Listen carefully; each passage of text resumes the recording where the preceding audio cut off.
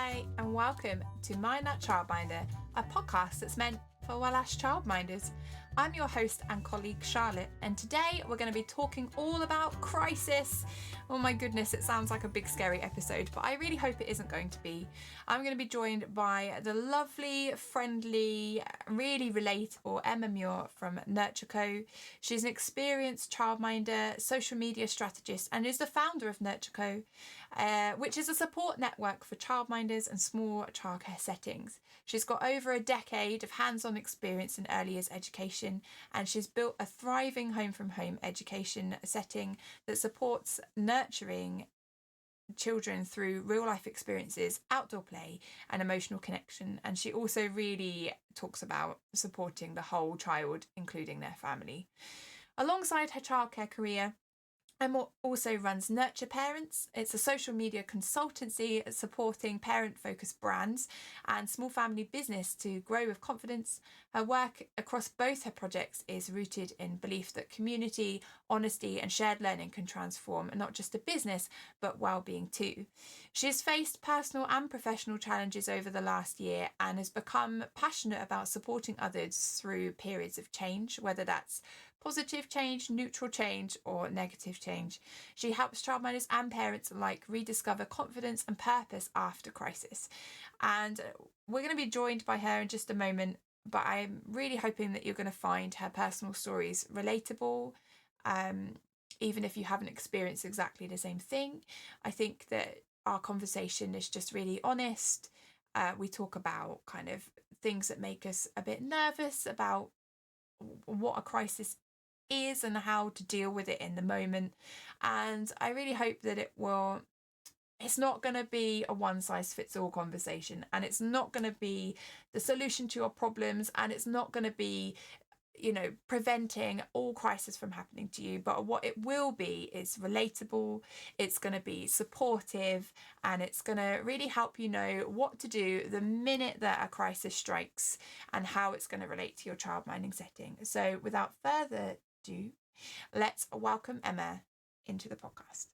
Welcome to Emma Muir from Nurture Co. on the Mind That Childminder podcast. Woo! Oh, welcome. Thank you for having me. Thank you so much for being here. And for any listeners or viewers, it's again on a Sunday. So these childminders and professionals that come to chat to you, they're really dedicated to to the cause. And I'm so grateful for you giving up time on your precious weekend to chat about something that I think is going to be really important to a lot of people.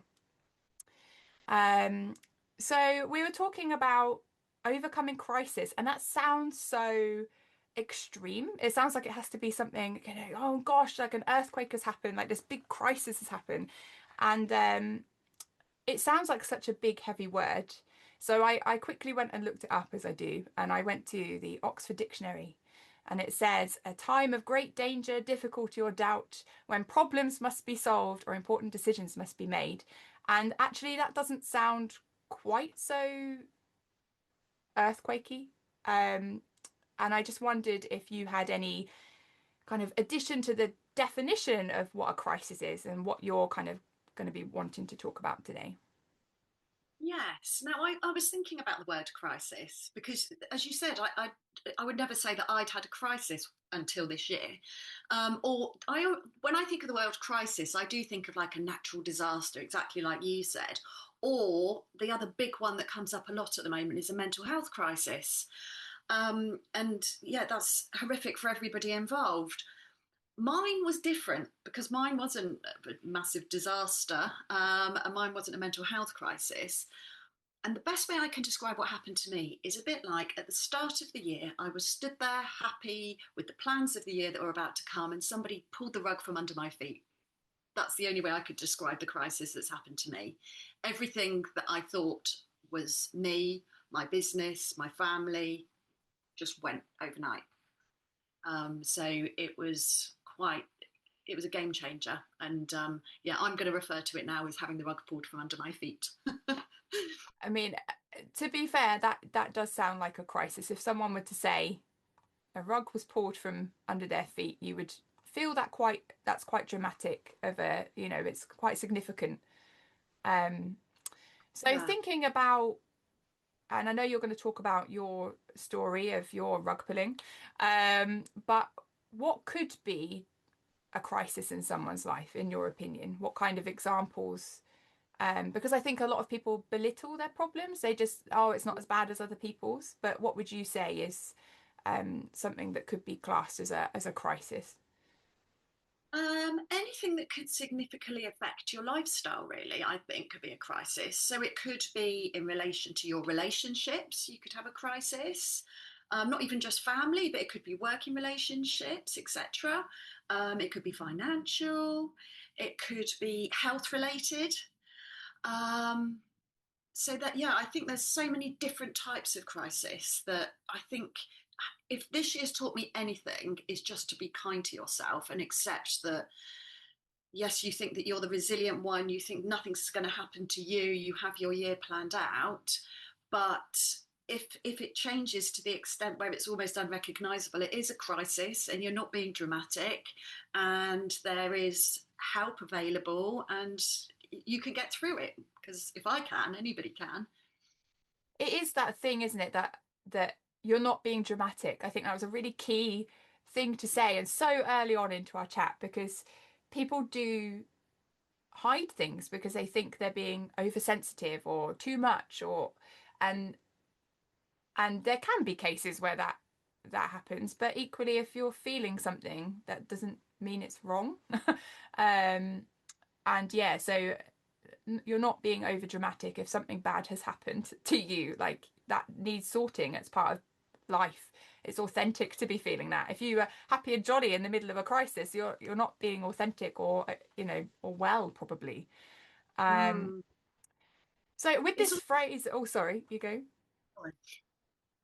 it's also quite hard because you see so many tragedies in the world. Mm, And you see people with cancer, people suffering from injuries, that you see the wars all over the world. And it does put it in perspective. And you think that you're being dramatic about your own life because it doesn't represent the horrors that are happening to other people. But exactly like you said, it's how it affects you, and it shouldn't be belittled. Even something that some people might think is minor, like maybe losing a pet or something like that, that could be a crisis moment for you because in your heart and in your mind, if you're crumbling, that's a crisis, I would say. And it should never be, nothing should ever be belittled. If you've got a feeling, it's valid. mm. And it's what we teach the children, so why are we not valuing that in ourselves? Mm, um exactly. but another thing that's being termed as a crisis at the moment, very sadly for us, is the child-minding crisis. um Mm, and looking up a few stats very briefly, um, and if you were to put in any search engine child-minding crisis, what you would come up with is there's been, just in this year alone, just since August to August 24 to 25, we've lost 1,000 childminders from the profession, Ofsted data. And you can see this in kind of Nursery World, Early Years Alliance, Ofsted itself, 1,000 childminders in 1 year. And they're expecting, with this ongoing decline, that childminding, there won't be any childminders in 2033, which is just staggering. And yeah. childminding is a really old profession, actually. It was like, you know, wartime. And we've been registered for such a long time before the Children's Act. So it's staggering that, and I think it is a crisis that it could come to an end while I still want to be childminding, because 2033 is not very far away. And it worries me that if I want to carry on, but there's not enough childminders left, that there's going to be no way to be registered. They're just going to take it away, and I'll have no choice. So it's bizarre to think that something so important could just disappear. Um, and I don't want this episode to be hopeless. I think this is going to bring us a lot of hope, this chat. Um, but do you think that there's a link between people's kind of crisis in their personal life / professional life and this childminding decline? Do you think it's linked? Is this a skill we need to overcome and learn in order to keep the childminding profession going? Yes, yeah, and I agree with everything you're saying. It is heartbreaking the fact that there is the chance from the statistics and from the trends that there won't be childminding in the future. But we've got our part. We can play our part in this to stop it from happening. A bit of an anecdote, which is nearly giving away a little bit about my crisis this year. My mum was a childminder, so I'm a second generation childminder, and that it's really sad to think that it could come to an end, because she was an amazing childminder, and I've seen the impact that she had on all the families that she childminded for. And the same for me, and I'm sure anybody listening to this that looks after children has also seen the impact that they've had on so many families. It's not just the children, you impact the whole family. But in answer to your question, yes, I think there is a direct link between crisis and the decline in childminders. I actually think the decline in childminders is a crisis. In my opinion, the reason why there is a decline in childminders is the amount of pressure we're under. So I don't think it's quite recognised how much a childminder does. And as a result, when other things happen in your life, something has to give, and you start seeing it very differently. So we are in our own settings, we are so much, aren't we? We're the chef, we're the designated safeguarding lead, we plan all the education, we have to make sure the house is tidy, clean, we change nappies, we communicate with families, we do our accounts. We have so many hats on. And though I've recently done the pilot with Ofsted, and though they're trying to reduce the amount of paperwork, what is still such a huge challenge for us all is the amount of changes that happen all the time. Because And all at the same time, let's just say, all at this September, 7 things have changed. and then November, we have a new toolkit. And it's not even just Ofsted and the EYFS and the toolkit, it's also the Department of Education, food. There's concerns about children's teeth. There's change to tax coming in the future. There's so many things that we really have to completely give our all to childminding.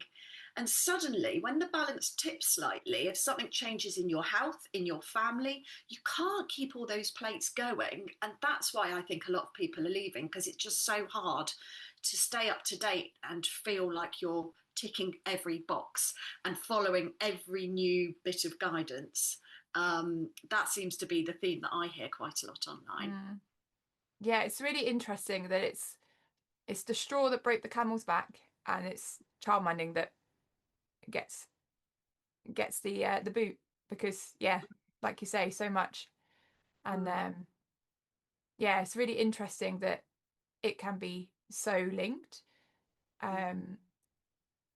Yeah, is there anything in your kind of story that you want to share that that you kind of feel like is important to share, in terms of, kind of why you think, talking about crisis is really important, and kind of what your experience is? I think sometimes in childminding we're quite isolated, and it's nice to know it's nice to know other people are having a hard time, because social media shows us everyone's having a great time with these beautiful setups, and I don't like people going through bad things, but I like to know I'm not the only one. So have you got any kind of crisis that you would want that you want to share with us? Yeah, But I'll you share. find a better words, but Yeah, no, I'm a sharer all the way. Before we even say this, do you know I've started a social media management business as well. So I know that it is, people do dress things up, and I'm guilty too. So most people on their social media, and I am exactly the same, wouldn't have a clue about what's happened to me this year, because I've got family members in other parts of the country, and they don't want to see the emotional turmoil I'm going through. They want to see the children growing and happy faces, because otherwise they'll be worrying from a distance. So that's my reason for it. But ultimately, I'll share my whole story about what happened this year. So at the start of the year, I'll give you the picture when I was quite happily stood on the rug before it was pulled from under my feet. And I am a childminder of 11 years. two children, a 17-year-old and a 12-year-old, and a husband, and I live in Surrey. So I've been loving childminding. When I actually started childminding, I didn't have a background in childcare, but as I said, my mum was a childminder. I used to work in the police. So I had actually used a childminder myself. So my unique selling point was I knew what it was like for a working family. And from day one, I was full. I've loved working with the children. They've been amazing. In actual fact, this year, 50 children. It was my 50th child on register. So that's quite monumental. So that's a bit of background. I've got a lot of family in Dorset. I've got 5 sisters. And so earlier on this year, and another thing is I love to run. I only found my love of running about 3 years ago. And I started with a local running club. Last year, I ran my first marathon, the Brighton Marathon, and loved Wow. it. Carried on running half marathons. I do it for my mental health. I do it for my fitness. I do it for a bit of me time. I listen to podcasts like this as I run. And I think it's great. So this year I'd set myself a challenge and I was going to run loads of half marathons and just have loads of fun running. And it was just a boring Monday evening and I was doing loops with my running club around a local estate. I mean, it couldn't be more dull. No offence to the run club, obviously, but it couldn't have been more dull. And as I was running, I felt this little pop in my back and it was like a fizz. It was almost like a champagne cork coming out. And I carried on running, as you do, and carried on and carried on. And as it got worse and worse, I contacted the doctor because I was thinking, God, it's a little bit painful, but I still worked. I actually still ran. And I was thinking, oh, maybe I need to strengthen around my core. So I did a bit of weightlifting. Very long story short, on the 13th of February, I worked all day. I dropped my childminding children a bit before their collection time to another childminder's house who covered for me, played on the floor with them, all lovely.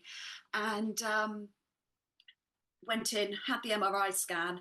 As I was having my MRI scan, I can remember looking out through the tunnel at the man who looked like he was having a bit of a panic. And he told me to stay completely still. Long story short, I very severely fractured my sacrum at the bottom of my back, which is like, people call it like the foundations of the spine. And the sacrum, it goes through to the sacroiliac joint, which is where people get the sciatic pain. And it was like this crack. So that was the pop and fizz I felt as it go all the way up. So he sat next to me, held my hand and said, please don't move at all. I need to get some surgeons in here urgently. But it's just awful what's happened. So I said, oh, goodness, could I have my phone, please? Because I drove here and I need to tell my husband and the family that I'm going to be a bit delayed coming home. And I had my phone passed to me and it was going mad in my hand. And bless my mum down in Dorset, I was getting all messages about her. And she'd caught something and she'd had this mark on her face and we didn't know if she'd fallen. And it transpired that it was shingles, but right in her eyes. It was horrific, poor woman. And she was put on shingles medication. She had a horrible allergic reaction and completely swelled up and got rushed to hospital in an ambulance. And that was all happening whilst I was stuck on a table in an MRI scanner with them telling me that I need to see a surgeon urgently. Now, I thought I had a slipped disc or something. I was hoping I could get a cortisone injection, but obviously not. Luckily, I didn't get surgery that night. They sent me away. They put me on complete bed rest until they knew. They did tests for osteoporosis because they didn't want to operate in case the bone was soft or had issues with the density. I haven't got osteoporosis. All the tests came back okay. But that was ultimately the day when the rug got pulled from under And my feet. that's a double whammy. And I think a lot of people's worst nightmare is to be trapped in an MRI Yeah. and then not be able to move and go to their loved one when they're also struggling. So yeah, that definitely fits our definition of crisis Of a crisis. significantly, definitely. And then all the realization set in, and I was like, oh no, so I've actually really badly fractured my back. What can I do about childminding? I work by myself and I've done my back. What am I going to tell all the families? Because these people work, they all rely on you. Mm. And then just another thing. So the next morning I was at home, and because I couldn't move, I logged onto my phone and I had a diagnosis for ADHD come through, including hyperactivity. And I was trapped in bed um, with a very active, well, a body that wanted to be very active, but a structure that was not allowing. So that was a tricky old time. I had time off to recover. I had to just find alternative care for all the childminding families, and they were very patient with me. But then unfortunately, my mum progressively got worse, and she died on Mother's Day this year. So it was quite sad. I did manage to visit her, even though I had the fractured back. But that was another thing that was pulled from under my feet, the rug. Just horrendous. But the story, I'm a bit calamitous this year because it gets worse. Because even after my mum's funeral, that week that followed, I mean, there's no coincidence with this apparently because it is stress related. But I was spreading peanut butter on toast for my son. I wasn't working at the time, it was an evening. And suddenly I couldn't breathe. And I had anaphylaxis, airbound to peanuts. And I'd eaten them for 45 years and got taken to hospital, EpiPens, and everything kind of changed because then I was allergic to everything. And yeah, so it's just been one of those years where everything I thought I knew, I didn't. My back took 11 months to heal. But I'm here still, and I've learned so much along the way, which is why I thought it was really great opportunity to chat to you today, Charlotte, because there's things that I could share with people that might be going through the same, to at least let them know that you're not alone. Many things can happen in life, and there are other people that have also gone through it. It sounds like just one of those years, and I think everybody has had one of those years, whether you think it was that unfortunate of losing someone who you clearly loved a lot, and I'm very sorry for your loss. Um, I think everybody has had one of those years where it just piles and piles and piles, and you just don't know how you're going to get through it. And um, yeah, I really am grateful for you for sharing your experience, especially as it sounds like it was hard. Insert explain, word there. Um, but I think people can take from this already that you're still smiling, you've overcome things, you've learned things, you're sharing things, and I think um what we can kind of see is that you've had this really horrific time, this rug pulling, but we're kind of seeing the other side of like, oh, but you seem fine, and I'm very sure you weren't fine for for a good 11, 12 months of that time. Um, so it's kind of talking about like what happens, because I think we're all trying very hard to prevent bad things from happening as human nature. We're trying to avoid stress and bad, but whether we like it or not, it comes for us. Um, People don't last forever. We don't last forever. Um, and I think it's important to know that there is life on the other side of it, but it's kind of what happens when your world kind of falls apart. Because it sounds like it fell apart quite a lot for you, and you've had to rebuild quite a lot. And I think that some people might be in the process of that and not necessarily recognizing that they're processing still. Um, so have you got kind of an experience or things you want to talk Yeah, about when something like this happens? Like what happens to you when this happens? yeah. Yeah, it's such a weird situation, and I genuinely think that for anybody that experiences things like this, it could be different year on year. If you had exactly the same, I mean, God forbid, but have the same things happening, it could happen due to so many other circumstances. I think I'm coming towards the end of perimenopause, so that may have changed it. The fact that I got diagnosed with ADHD the day after I found out that my back was fractured, the day that my mum got sent to hospital. These are all factors in how I dealt with it. I'll be honest, the way I dealt with it, I laid in bed, and first of all, it's shock. You actually go through shock. And I was trying to reassure my immediate family, my husband and my children, that I was okay and I would be okay. But it inside you've got that inner turmoil, and ultimately in the end you get to this crossroads where you think to yourself, I could lie here in self-pity and just carry on going down on a downward spiral, or I'm going to have to do something about this. And I think, I mean, you could feel like that with most things in life. For me, I just literally, I'm a planner. So, though my body couldn't be physical, I kept my mind really active. And I just worked out what I could control, what I couldn't control. And the things I could control, I started working on. And the things that are in your control. So for me, I thought to myself, well, at the moment, I'm a childminder. I don't have other qualifications.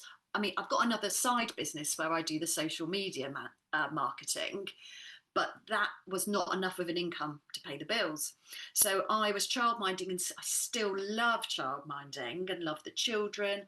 How can I do this with a fractured back? And I started thinking of solutions rather than problems. And I asked friends, I asked online. I found things like travel cots where you can unzip the side so the children could climb in themselves. And I just started thinking of ways that I could make it work when I was well enough to go back to work. Luckily, all the children that I care for could walk, and they were quite capable of doing things themselves. And so I found solutions. I kind of did risk assessments, and I worked towards when I could go back to work and communicated it to the families. So that was one way that I kind of dealt with the crisis. I must admit, when something like this happens, you get loads of people offering support, and it is so amazing. And you can't underestimate the love that you get from people, even in parts of your life that you haven't spoken to for ages. But it can also be overwhelming. And I, for the first time in my life, have had to put boundaries in place where it comes to my interactions with people. And I've never done that before, because I used to think that boundaries were a way of not loving someone and not respecting someone, and me being weak because I wasn't able to do everything they expected of me. But this year I've reframed that, and it's not. And I've actually found the real benefit of boundaries. And even along the lines of when my mum was in hospital, and I was getting about 50 messages a day: how's mum, how's mum, can I offer support, can I do anything for kids, would you like food?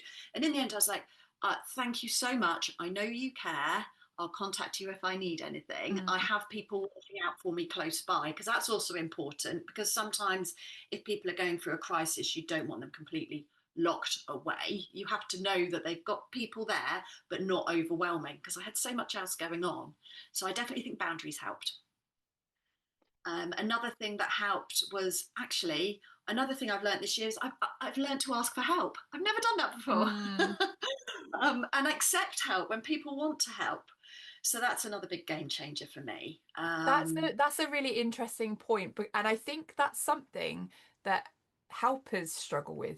So you might be like me, and if something happens to someone, you're the first one there. You're the first one to help. You offer everything. You're like really capable of helping. But the second that you need help, you're like, oh no, no, no, no, I don't need help. I'm gonna struggle through this on my own. And it's really interesting that it's the helpers that, because you feel good, and it's like you can't reflect that back on yourself. If you know you want to help people, so why would people not want to help you?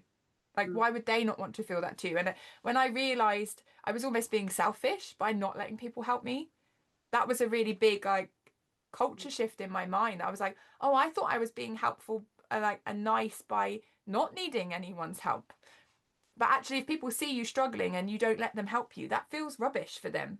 mm, So yeah, it's a really interesting point that mm. I think everyone should learn that.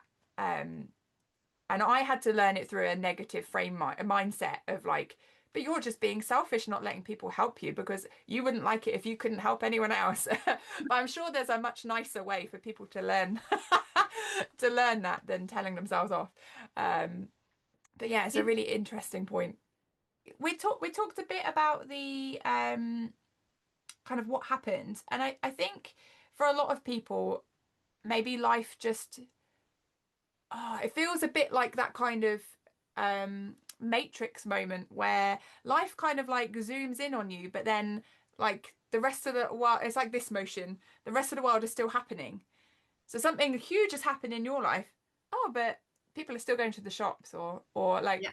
people are still going to the cinema, and there's a really discordant feeling of like how big and slow you suddenly feel Mm. while life carries on. It's like how could life possibly carry on when, your mum passed away? Like to ever how when she's so important and huge in your life, it I think everybody feels that kind of how can people possibly be doing normal things while I'm not functioning?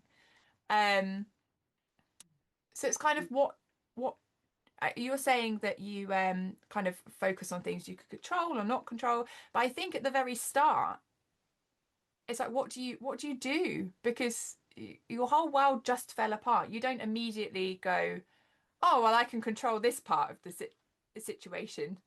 Like what do you do in the instant it all starts crumbling away? Because I think that's when bad things can happen to people. That's when people go, I can't do this, or I think it's that moment where it gets too much. Yeah. What can you do to protect yourself if you find that that rug has been Yeah. pulled?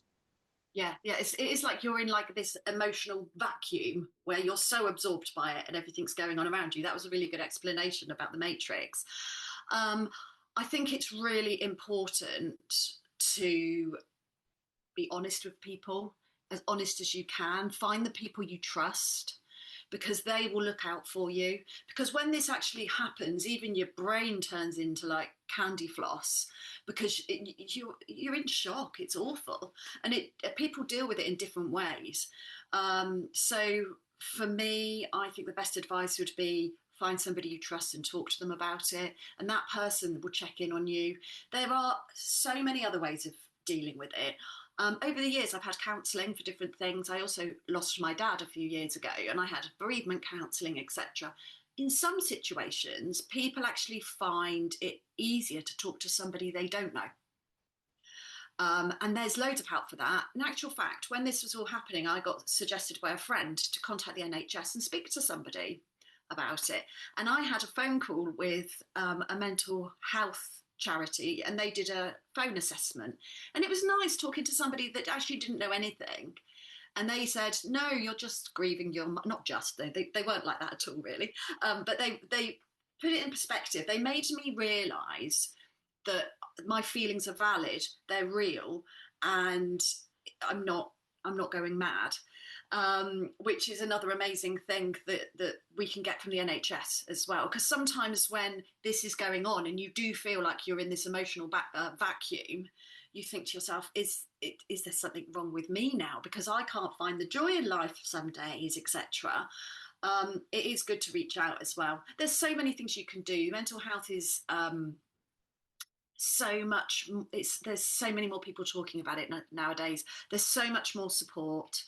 I didn't need the support in the end because I spoke to them on the phone and I walked away and went, I'm just sad about my mum. That's all it is. It's not anything where I need actual support in relation to that. But if I did, then I knew where to go. So there are some really good. I'll pass them on so we could add them Mm, to the podcast because they were yeah. brilliant and really quick as well. Because I thought I didn't want to have to wait when I was feeling that way. So yeah. Also, I mean, it doesn't have to be family. It doesn't have to be friends, and it doesn't have to be the NHS, though they are the medical experts you should go to. But you could also go to colleagues. During all of this, I started putting my effort into a support network for childminders. And it's called Nurture Co. And we have like a private Facebook group. There's nearly 850 of us. And on a Wednesday, it's called Wellbeing Wednesday. And we just check in with each other because not enough people ask each other, how are you feeling on this Wellbeing Wednesday? And some people just don't feel great. And this is why things like this podcast are so good. Because if you're not feeling great, you know you're not alone, because it is a lonely feeling when you're feeling low. Mm. And you can get the support and you can get the advice. So that was another positive. I felt like in crisis, something positive came out of it for me by starting Nurture Co. And since then, I've almost felt fearless because the worst happened, you know. Yeah. So this summer, I've been contacting Sir Martin Oliver. And I've been having a few conversations with him about what it feels like to be a childminder in this world. I gave feedback. I've done the pilot for the new inspection toolkit. And I do feel like sometimes when something really terrible's happened, you just think, well, what's the worst that's going to happen now? I might as well go for it. I think that's such a inspiring thing to come out of it. And it's such an interesting situation for a variety of reasons because, and I don't want this to be taken by anyone in any poor light, but not everyone is going to be as resilient as you, and not everyone is going to go through horrible things and come out going, yeah, I'm gonna change it for other people. I'm gonna have this big impact. And I just really want to stress that that's fine. Like if you go through something really awful, it is not on you to come out the other side and help everyone else.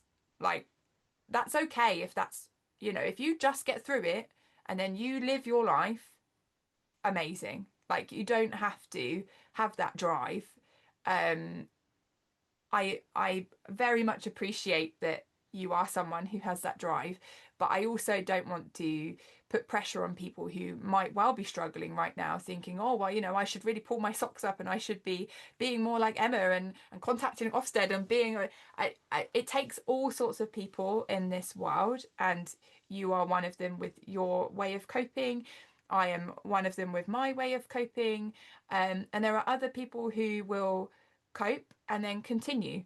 And do you know what? That's really good enough. Like that is of value in itself. And I just really want to stress that point that I don't want people to overpressure themselves because that's what social media has done. And as well, with your social media kind of business is that it puts pressure on people, and we want to have a positive experience that everyone is different. You are going to respond to things differently, even if it's, exactly the same situation. Everything is different around it, and you are a different person to the next. So, if you are going through something tough, you do not have to come out the other side and teach everyone else how to do it or make everything better for other people. Like, just get through it and see what happens, I think is what I'm trying to say. I just want to go back a little bit into kind of how does this apply to childminding? Like everyone has crisis all the time. Every day someone is having a crisis. You can have this kind of blasé attitude, like why is it particularly relevant to childminding? Why are we covering it on an episode of a childminding podcast? But for me, I think because we are running something so precious and we're looking after the most precious things in the world, it's like we have to go through crisis correctly, almost. So what do you do when something goes wrong? What's the priority? I think it's almost like my brain wants a checklist. Something's going to Yeah. go wrong. What are my priorities as a childminder? If something goes wrong in my life or my business or my, or anything, what's the priority? I think first priority is I keep trying to talk to myself like I would talk to my children. We're all human. It may be a mistake we've made. It may be something that we have to deal with, but ultimately, everybody's a human being. So, first of all, acknowledge that and take a moment. I mean, obviously, the first priority, if you're working at the time, would be to make sure the children are safe. And if you feel that mentally there's too much, you've got too much on, that you're too distracted to work, then I would call the families and finish work for that day. So you had a clear mind to deal with things. Just imagine if you worked in an office and you had something going on in the office, an auditor was coming or something, or something that you found really pressurized, you would go to your boss if you needed to and say, I need a little bit of time out here because I need just to gather my thoughts. Most other jobs in the world, you have that space between the work and the pressures, and you can separate it briefly so that then you can refocus. With childminding, because we do a job that we love and we do it with all of our hearts, I constantly, and I don't want to talk on behalf of other people, but I think we might be similar, feel like we let people down if we have to close, or or we have to take a bit of time to think about something and we can't get back to people immediately. But actually, we are all human. And the reason why all of our families love us and they choose us is because we do it with our hearts and we put so much passion into it. And because we're passionate people, sometimes we need that space to compute it. So, whatever the crisis is, I would say almost like put your foot on the ball, like in football, back to being a mum, and stop and think, what needs doing immediately, and am I able to do what I'm meant to be doing sufficiently? So if I'm working, are the children going to be safe, or is my mind just flying around the place, and do I need just to stop? And just be kind to yourself. I mean, stopping doesn't necessarily mean to close the setting. It might mean that you need to meet with a colleague somewhere and the two of you work together so that you could maybe even chat things through. But it's a case of working out how you can get through your day where everybody remains safe, and get a pen and paper and do a to-do list, or however you do your to-do list in your notes. If you do need to inform Ofsted, um, a big thing is you don't have to do it immediately. You have 14 days. I always write things down, think about them, because also in a crisis, you're going to be suffering from levels of stress. So you're not going to be thinking with pure clarity. You might do, but sometimes you might miss things as well. So it is a really good practical idea to sit down with a pen and paper and just start writing and recording things. And then I always think it's good to put a little bit of sleep in between any stressful situations if you're able to sleep, even if it's, a short night's sleep. I'm not saying nap during the day with the kids, but I just mean, my mum always used to say, sleep on it. And that is such a good bit of advice, because that is your time when your body relaxes and your mind almost computes what's happened. And you put a bit of space between the stressful situation and what you're going to do next. So yeah, that's what I would say. And then review it. And if you need to inform Ofsted, don't try and guess how they're going to react. I was scared to report ADHD to them. I thought that I was going to be maybe even inspected. I don't know. I don't know what I thought, but I felt vulnerable basically. Mm. And I shouldn't have read so much into it. I should have just treated it for what it is and almost took myself out of this loving, compassionate role where I'm a childminder and I nurture and I love everybody and I give everybody every last bit of me. And I should have put myself in a scenario where I was maybe office based instead. Because at the end of the day, it really is still also a job. And how I would have dealt with it, going to my boss and saying, I've broken my back, I can't come into work. And I would have had no guilt in that. So why do we feel so guilty? I don't know. But it's human nature. It's all really, really hard. And sometimes just knowing that other people are going through it too also makes it less hard. Mm. I think you're right. I think the first immediate thing to do is stop, just pause, because we're all guilty of this modern lifestyle where messaging is instant, and you have to have a reply immediately, or there can't be a pause in conversation, that you have to have the next thing lined up ready to say. And actually, you don't have to fill that space straight away in any scenario. You don't I don't need to be, when you're talking to me, and I need to be better at this. I don't need to be thinking of what's coming next or predicting what you're going to say or what my next question to you is going to be. I should be just absorbing what you're saying and pause and then answer authentically. And that's the same with any issue that comes up. It's kind of like, okay, well, pause. Does it need an immediate reaction? Yes, sometimes something awful happens and you have to go and do first aid straight away. Like, yes, that's an immediate response. But I would say that 80-90% of the time, you don't need to argue back with someone straight away, or you don't need to reply to that parent who's been a bit offish with you. You know, they're having a stressful day. It's not you. You know, you don't need to absorb that stress and get riled up with them. You know, that conversation can wait. Um, and yeah, like you say, maybe you do need to shut your doors for the day with the children, send them home. But I'm pretty sure that yes, it might put out some people and their nose out of joint that, oh, you know, I've had to collect my children early and that's really inconvenienced me. But it'd be a much more bigger inconvenience if you burnt out and couldn't work for 3 months because you didn't look after yourself, or you made a mistake because you were distracted crossing the road, or you know, like pausing is fine. And if we, yeah, like you say, if we were in any other job, you would go to someone else and almost they would fix the problem for you. Like we have so much consequence to our actions to deal with, more so than many other jobs, because it is no one else's fault if something goes wrong. You know, we have to deal with that, and it's hugely stressful. And so I think that the main priority is pause just for a breath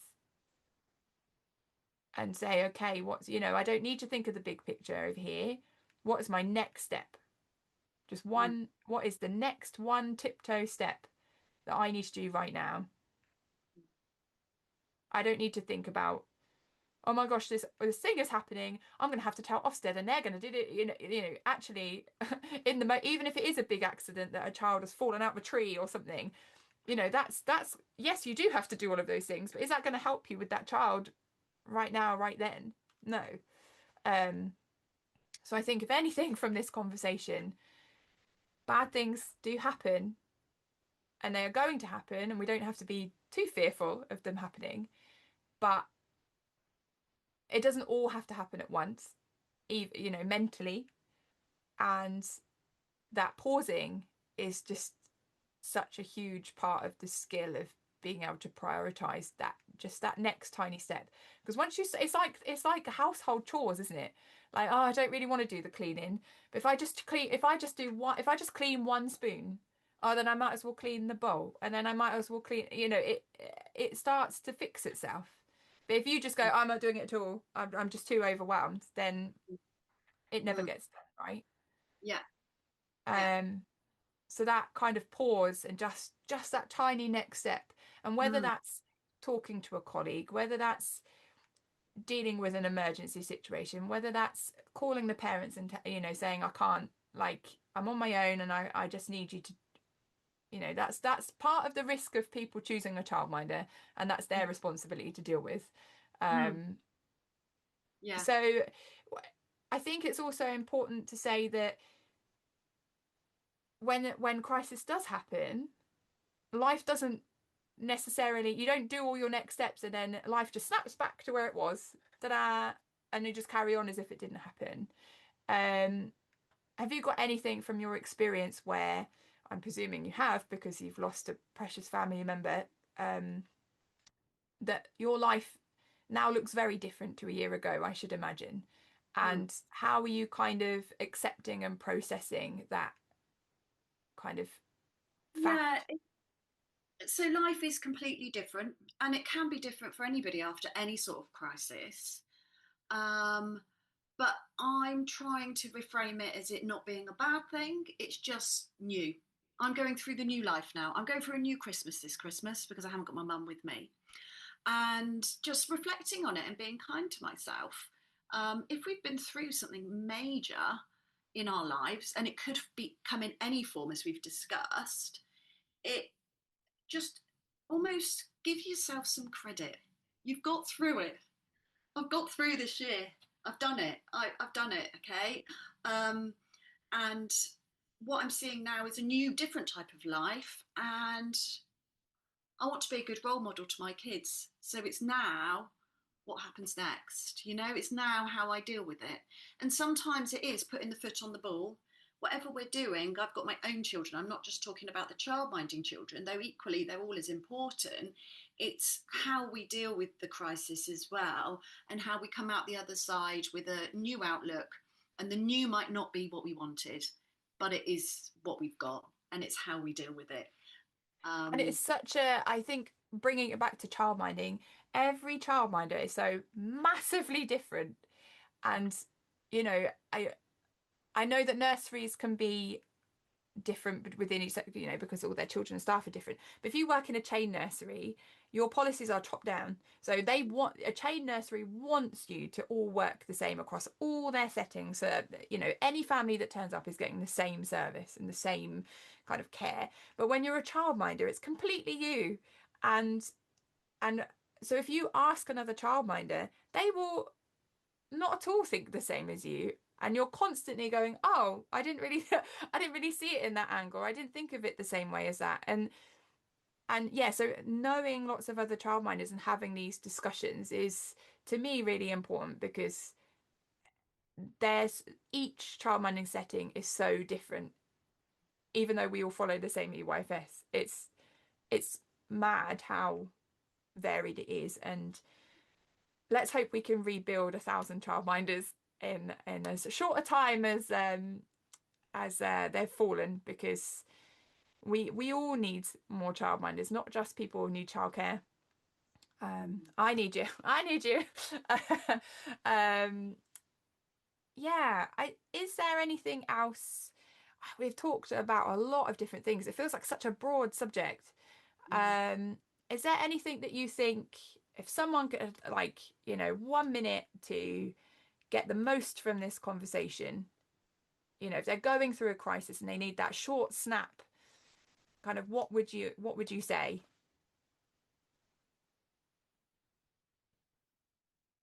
I would say it's the stop and work out what is going on, what is actually going on. Because so many times opinion can come into it, you can almost pre-guess what's going to happen. um, just assess. So stop, assess, and work out what you need to do as the priority in that very moment. Because during a crisis, you're going through stress, you're going to go through all the levels of stress. Almost be kind to yourself, and almost talk to yourself like you would a child. Like, when the worst thing in the world is if a child loses a toy, and you say, take a moment, and then you come up with the worst line ever. Where did you last see it? Well, if I knew where I last saw it. But do you know what I mean? It's take a moment, take a breath, and work out what you must do right now, because you're going through stress, your heart's going to be beating. And if you'd been through another stressful situation, what would you do to yourself to be kind? And just follow it through, and just be kind to yourself. Talk to Mm, yourself how you would talk to a friend in your mind, and ask for help if you need to. yeah, very wise. So if anybody wants to find out more about what you do, or where to kind of find more about your work, where can they find you? So the Nurture Co. Is a private group on Facebook. There is a main page that everybody can see, and then that signposts you on how to join the Nurture Co. group, which is the private group. When you actually click to say you'd like to join, we ask a few questions. Not because we don't record any of this information. The minute we say yes, you're in the group, you're in. But we ask for an EYFS number if you've got one, and whether you will adhere to the rules. Um, if you don't have an EYFS number, it doesn't matter, just explain. Because we want the group to stay safe, and we want it to just be childminders. We don't want other people, parents, or anything like that on the group, because we want to be safe. We don't discuss anything negative in there, but at the same time, we want it to be that staff room feel. So look us up on Facebook. We have a website, and it's nurtureco. .co.uk, and but I'll put the details so they'll come up above, and you can click on them. And obviously I do social media as well, which is Nurture Parents. It's all about nurturing, isn't it? That's the job that we do, so that's the names, but the links are all on there. But we're always happy to help, always. We comment on a lot of other people's questions online. And if you've ever got a question for us, we'll answer it honestly. We're not Ofsted. We are working childminders that have probably been there and done quite a lot and had a lot of experience in it, and we'll just share our knowledge and help you so you don't feel like you're alone. It is a handhold. That's what we want to do for anybody that's thinking of leaving childminding. We want to hold your hand to encourage you to do it still, so that the numbers don't keep dropping. Yeah, it sounds like you're doing really important work, and a big thank you for everything you're doing to try and support our fellow childminders. I know it's not easy to run your own business and something kind of additional huge project on the side, but it is really important. And for anyone who is interested in kind of childminder activism, which is what I'm going to label kind of what you're doing, if I may, because it is about kind of childminders doing that little bit more. There are previous episodes about kind of environment, and there's so many inspirational stories about childminders taking action. It's not about childminders kind of stomping their feet in the street. It's kind of those little steps every day. And just a really big reminder, and I'm sure that Emma also echoes this, that if you're going through something, please seek the support that you need, and that you don't have to rescue anyone else. Please just get yourself through it and see what happens on the other side, because there is another side also. Whether it looks different or the same is irrelevant. Just know that there is another side, and we will take the steps with you. And I hope you join me in thanking Emma so much for her time on a Sunday. And it's been really lovely chatting with you. I think you're super great. Thank you so much. Thank you. I don't know about you, but I found that a really important conversation to have. And I know that it didn't bring you or me or Emma any particular solutions to having a crisis.